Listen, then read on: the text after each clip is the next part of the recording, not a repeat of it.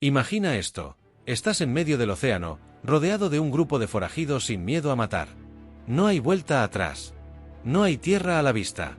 Lo único que tienes es un barco de madera que cruje con cada ola, y una tripulación que podría apuñalarte por una moneda de oro.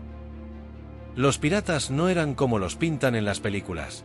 Eran supervivientes en un mundo brutal, donde la traición podía pagarse con sangre y donde la ley del más fuerte era la única que importaba. Hoy vamos a descubrir cómo vivían realmente los piratas, qué comían, qué reglas seguían y qué les pasaba cuando rompían el código. Abróchate el cinturón, porque esto no es un cuento de hadas.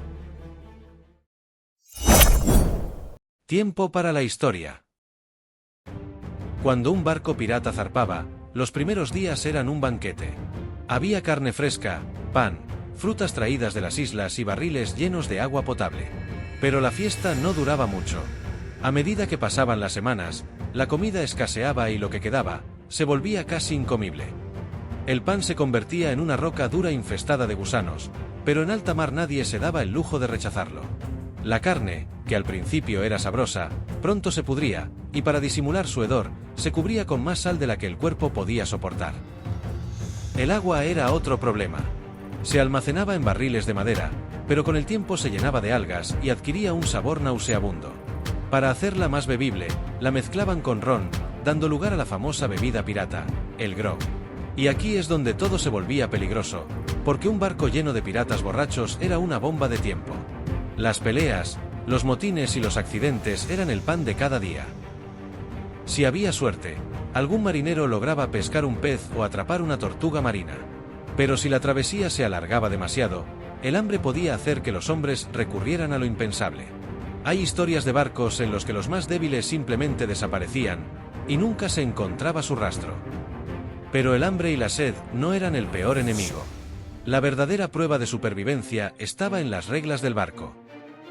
Podría parecer que un barco pirata era un descontrol absoluto, pero en realidad era todo lo contrario.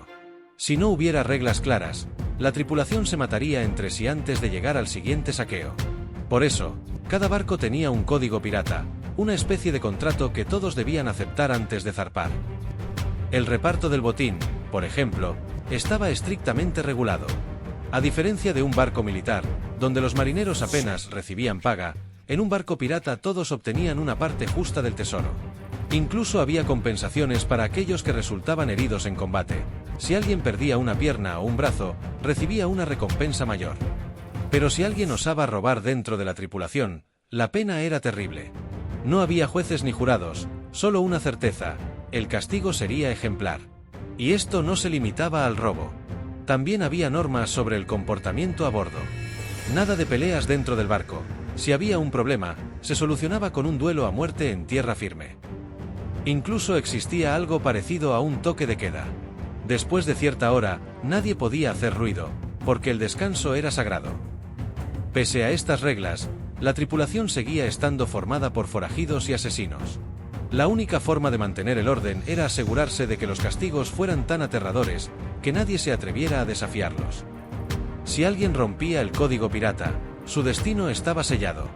No había prisión ni segundas oportunidades, solo castigos brutales que servían de advertencia para el resto. Uno de los más temidos era la caminata de la muerte. El condenado era obligado a caminar por un tablón extendido sobre el mar, con las manos atadas, mientras la tripulación observaba en silencio. A veces, el agua estaba infestada de tiburones, y otras veces no.